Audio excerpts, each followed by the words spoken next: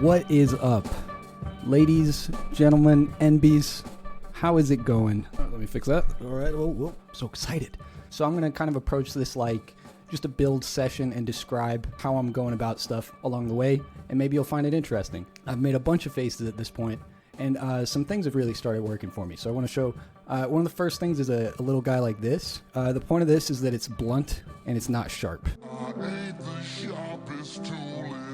There's not usually sharp lines in people's faces. You want it to look like it's a real face. You want to make it kind of soft and smooth. A tool like this really helps you do a beard. It really helps you do eyelids. I use this tool like this is my main thing I use. The other thing is a chopstick, really good. But the way you get this one is basically you're going to modify a tool that's kind of like this. Any of these would work. These are very common, cheap tools you can get.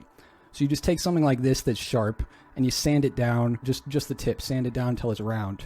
You can do it with a bigger one like this, a curved one like this. The one I use all the time is pretty straight, but just blunted on the end. So if you don't have a tool like that, I recommend just like taking any of these kind of tools, which are pretty common and cheap, and just like sand them down, grind them down somehow, use like a metal file, whatever you have. I think sandpaper would work with most of these. I use these two the most, just a wooden chopstick. It has to be wood because the wood absorbs some of the water, and so it's the clay's not going to stick to it. If you use a plastic chopstick, you'll probably use it to carve something, but then when you go to pull it away, the clay will be stuck to it and it'll ruin whatever you just did. But the wood is good because it kind of absorbs the water and the clay lets go of it. You need a couple brushes, kind of small. This is to smooth out like the eyelids and stuff, crevices of the eye, sort of like this part above the eye. You gotta get in there with a rough tool to smash it in place, and then once it's kind of set up, you want to smooth it out with a brush. Standard metal rib. This is good for, cutting stuff and also for, reinforcing if you want to come around and reinforce your shape. And then you might want like a razor blade type of thing. If you have to cut something, it's just a bit more efficient. So that's basically it. This is just for getting your clay out of the bag and like for cutting off chunks of it. You also want wet rag, wet sponge, and you also need a dry rag or two. Part of the process, you're going to get your hands really muddy, rolling stuff, getting it wet, rolling it again, and then you want to wipe it off right away so you don't have to get up and go to the sink. So wet rag, dry rag. Sponge, got a backup sponge. I also keep one of these brushes around just in case, but this is mostly useful for glazing, but you might find a use for it. So yeah. Oh, this is one of my cups, by the way, drinking my coffee out of my own cup. My kiln is very small, so this is smaller than I'd like. I'd like a larger coffee cup, but what are you gonna do, huh? I have some red earthenware clay. This is pretty low fire clay. The glazes I use are all 05 right now. I have this clay double wrapped because I have a pet bird and she was chewing on the bag, so it has some tiny holes. If you have a pet bird, I'm sure you can relate. What we're going to do is make a face pipe because that's what I like to make. But with this particular one, I want to go hard mode and I want to do a beard on it as well as some horns. I want to give him some either some bull horns or some ram horns. Those are very easy to do with clay, and I want to show you guys how to get some nice horns. Let's give it a quick wedge and then we'll ball it up.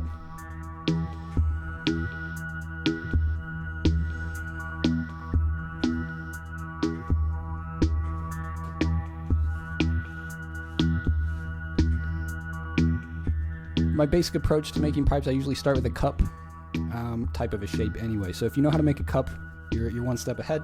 If not, check this out. There's a pretty easy way to pinch a cup. I'm genuinely not a wheel guy, so I like to hand build. So this should be pretty accessible for anybody, whether you know how to do that fancy wheel stuff or not.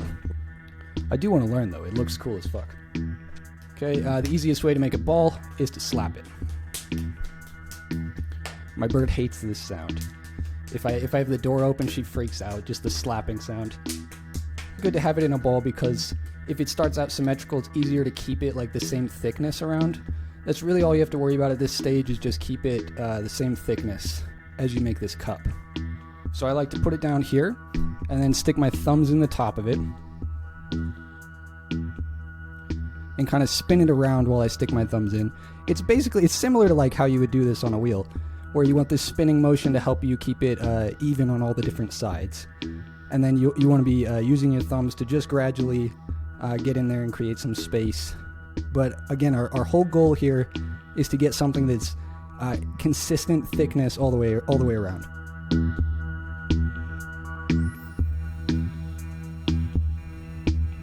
Okay, just don't go too far into the bottom. A pretty easy way is to kind of use the table and like a rolling motion to kind of round it out. You can even do like this. It's also a little bit easier to kind of feel where it's a bit too thick if you're doing it this way. And it's probably most likely to be too thick near the bottom, not like at the very bottom, but this little area that's like around the bottom, this is probably likely to be your thickest point, and the very bottom is likely to be your thinnest point. So when I'm making cups like this that I'm going to put a face on, I actually kind of want them to be ugly or kind of lumpy or whatever, because then it's easier to see a face in the cup and kind of know where to start, have some personality kind of already, just from building a cup that's kind of weird looking. Because once you add a face to it, I feel like it makes the cup seem more legit, even if the initial build is not so good. If you just like take the time to put a face on it, it's kind of cool. You do want it to be a bit stocky and strong, and definitely to have a good plop and a good sit on the table. This would be way faster if you use a pottery wheel. So if you're somebody who's good at the pottery wheel, just start like that. I've gotten good cups off of a pottery wheel maybe 3 times. I've gotten bad cups off of them maybe 12 times. So I haven't tried that many times. It's obviously lack of experience. It's not magic, but this for me is a consistent way to build it. Just hand build it. I can still feel as I'm rolling, I can feel a few spots that are too thick. Just go back, give it a classic pinch, kind of move that clay around. What I want to do next is I want to get a good handhold impression on this. What do you call that? I'm going to squeeze it. I'm going to squeeze it, and so I'll have a good thumb hold already. I mean, I'm right-handed, so if I smoke, I hold the thing in my left, and I hold the lighter in my right hand. Probably put the carb here with the thumb as a natural place. If it seems weird with the weight of the cup, you might put the carb on the other side, but we got to kind of plan for that. Around this time, you want to kind of think about that as you make this, like, how's my hand actually going to hold this? Because you can't have like something uncomfortable in your hand, or else you're never going to want to use that pipe. It's no good. Let's make this luxury pipes only. This is kind of the slow part. I mostly want to talk about how to make the actual faces. In order to get there, we gotta have a stable foundation. Bottom's a little weird.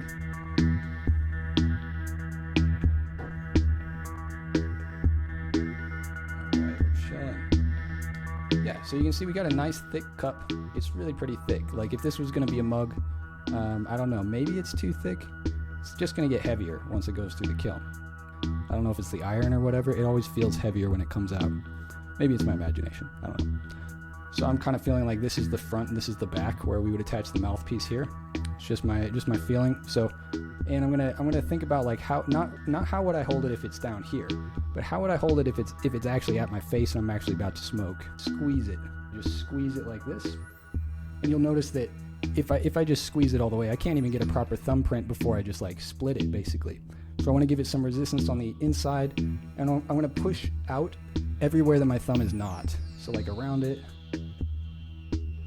above it, get all my fingers in there and just push back here. So now I've got some more of an interesting shape happening. So you can see we got a thumbprint by pushing out and kind of just leaving the thumb there. You can decide if you want to do it for the other fingers. Your thumb could be like right there, and your fingers could occupy a couple different spots. You might want to leave these fingers not so much indented, but just kind of keep in mind where they'll be. You probably want to avoid putting faces on the thing anywhere where you have to hold it, because like if you make a really nice face like over here, for example, where your other fingers are going to go, if you make a face low down on this opposite side, you're going to be trying to avoid touching it the whole time when you're making other stuff on it. I am going to push just a little bit on these fingers just to get a little bit of an interesting shape here. Okay, cool. So what we're going to do next is attach the mouthpiece, because if we do the faces first, we're going to be worrying about them the whole time. Your sensitive, fragile stuff, you want to do that last. So the spout, this is where we use the chopstick. Get your chopstick ready. Very valuable, very expensive ceramic tool. The most expensive and most valuable tool in any potter's toolkit. Okay, so this, you can start with a ball of clay. You don't want like a huge mouthpiece. It can be as big as you want. I'm going to take like half of this. Give her a slap. Slap that thing. Perfect little sphere. Perfect orb. Okay, now we're going to roll it out. You can roll it out like this. Just make sure it's again kind of the same thickness all the way through. You'll notice it does this like elephant nose kind of thing. That's actually okay. Yeah, we can actually just remove this. You can just cut it off. We could just stick our fingers through it and that's fine. But I think the chopstick is probably the easiest. You can notice this chopstick, it's not even totally straight, but it's the straightest one I had. And it also is round on the end as opposed to like a square. This is probably the best type of chopstick you can use. Just try to go dead center. You can either go like this and try to keep it centered, or some people go like sideways and just try to keep it the same distance off the table. Either way seems to work pretty well, I think. So once you get it through, we're just gonna roll it like it's a pizza roller. And I guess the way you keep it thick, the same thickness, is you just think about like how far the chopstick is off the table. You can kind of feel it with your fingers, and so kind of like drag your thumb to make sure you're not going like, you know, up and down as it rolls, because we're just trying to get it. This is going to make it stronger as we do this, and it's going to get us like same thickness, and go slow enough that you can notice if there's a thick spot, like right there. Now we're through it. Okay, so this is like pretty smooth right here. A lot of it's gotten kind of smoothed. I like to use the wider side as the actual mouthpiece, the part you're going to connect to, because I like to imagine these. You actually put your lips inside of it. We want to see if this is the right size. Let's put it next to the cup now and just see if it looks right. This is when I like to use a mirror. It's actually easier to see if you look in the mirror whether or not this is the right size. It's hard to say for sure because this cup is obviously going to have like a top to it and other stuff going on. There's options. We got options. So you can always go more vertical. And this definitely looks good if you do like a vertical piece. The danger is that, you know, if you're vertical and then the bowl is like right here, your nose is going to be right over the flame of the lighter. You don't want to burn your nose. It's just, you're not going to want to use that pipe. You're going to be like, oh, that one sucks. You know, if you're going to go for a vertical mouthpiece for like a bubbler look, that you at least angle it enough that your nose is not going to be over the flame, or you put the bowl like far out. Just keep that in mind. You don't want to burn your nose while you actually smoke. So do I want this one to be more, I mean, it does have a cool vibe if you do a sideways one as well. Like, I'm thinking we want it to be basically flat. I don't really want to do a bubbler one on this one. This shape to me is kind of looking good with a more sideways one. Yeah, that looks fucking perfect. That looks perfect to me. And then I'm going to think about how we're going to actually attach it. We're going to have to cut into it a little bit. We're going to just mark the edges. And now we're going to mark the bottom of where it will be. We want it to be like that, right? Then my bottom is going to be like that, roughly right there. Okay, so you can see I just have 3 quick little marks here. I think this one felt like it was a little low as I made it, so I'm going to assume it's like this. And then I'm just going to roughly make it round. It doesn't really matter too much because we're going to add a little bit more clay to seal it up anyway. Kind of push it in on the inside. Make like sort of a ramp to get ready for the incoming piece. It's wet enough we don't really need to score it, but I will anyway. Let's just take a look at this and see if it's the right spot. Let's just confirm this. So yeah, I'm thinking it's going to look kind of like this. So I've just kind of carved a little pocket for it to go. And I'm going to actually squish it together in just a second here. But we probably want to score it just to be safe. Let's see, can I do this? Yeah.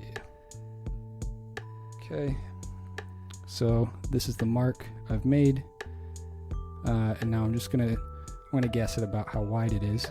So if you're not familiar, scoring is often accompanied by slip, which is this clay slop that we keep in there. This clay is wet enough. I think it would actually kind of be bad to put slip on this particular one because the clay is pretty watery already. It's just straight out of the bag, pretty soft. So if we added slip, I think it'd actually be bad at this point. You mostly want to do slip if your clay is pretty dry or like leather hard. Do this as well. Might as well. And to be honest, I think we could get away with no scoring here, but gotta be careful. All right. So now we will line it up again. Now as we squish it in together, a lot of stuff's going to change with the actual pipe here. So we want to just keep in mind the original shape, the original angle of the mouthpiece here. And we don't want to let it dip too low. Another thing I also like to do that looks really funny is you kind of hold it up to your face and use your mouth as like a third hand to hold this in place. It also kind of helps you visualize what it's going to look like as you're actually smoking and make sure that's going to be good as well. But it's just kind of to hold it in place. So let's do some of that.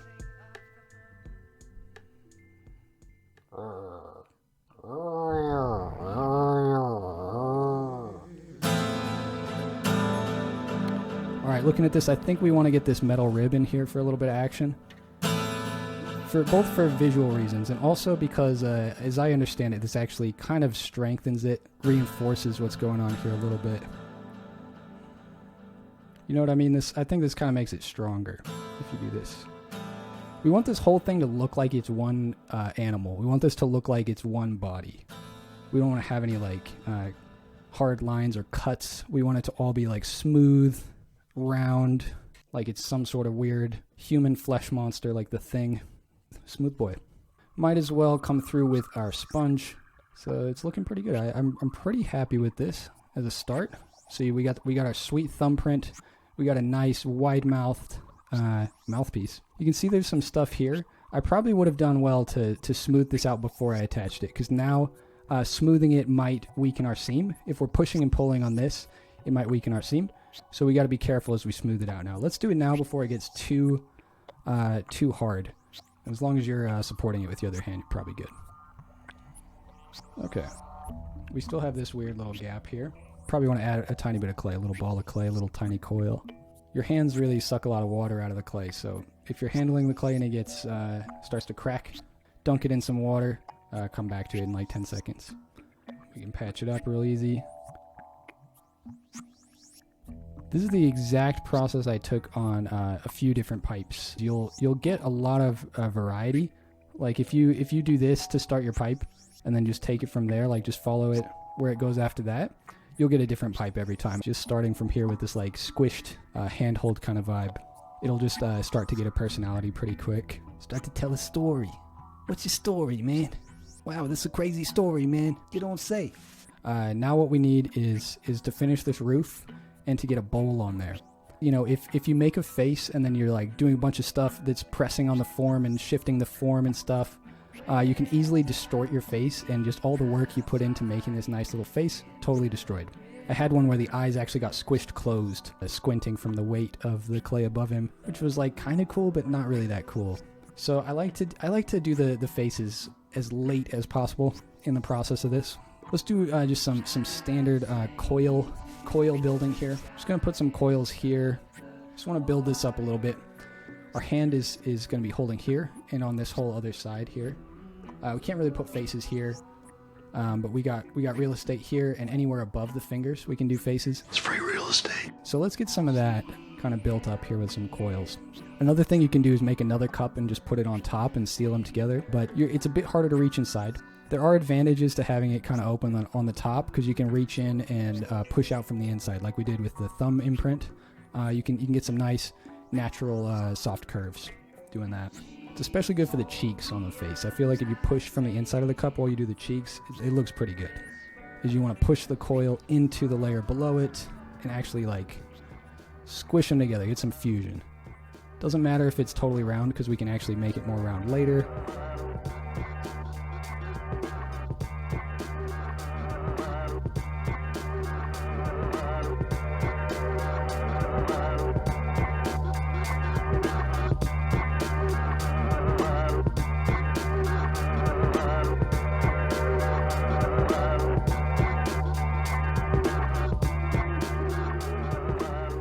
So again, we're just building up rough volume here.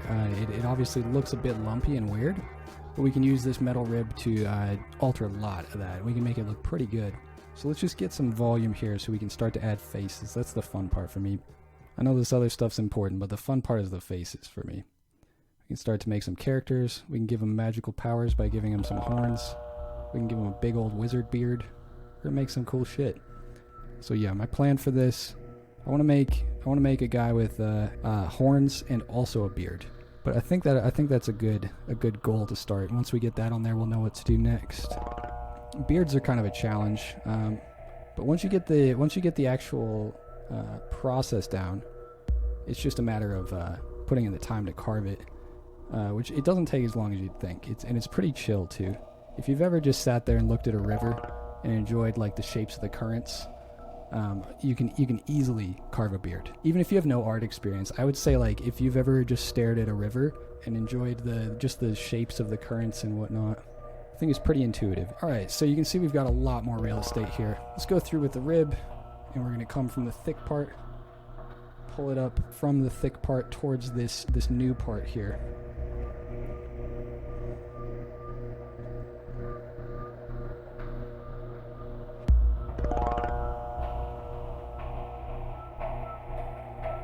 These always start to look like fish to me. Like the tail swimming, running away from sharks. I don't like to swim, man. I'm afraid of sharks. Even in a swimming pool, I'm afraid of sharks. I don't like swimming. But I do like fish. If you've ever listened to recordings of audio of fish, it's really weird. It's like this mirror. It's like this like parallel universe version of birds, in the way that like birds communicate with each other in the wild. Fish have like a similar thing, but it's like super weird. They're all like burp, burp, burp, burp, burp. Some of them just drone as well. There's like, and there's some other fish just going burp, burp, burp, burp. And there's fish who just make like clicking sounds. So go. But yeah, you should check it out. If you've never listened to Fish, it's well worth your time, dude. Not the band.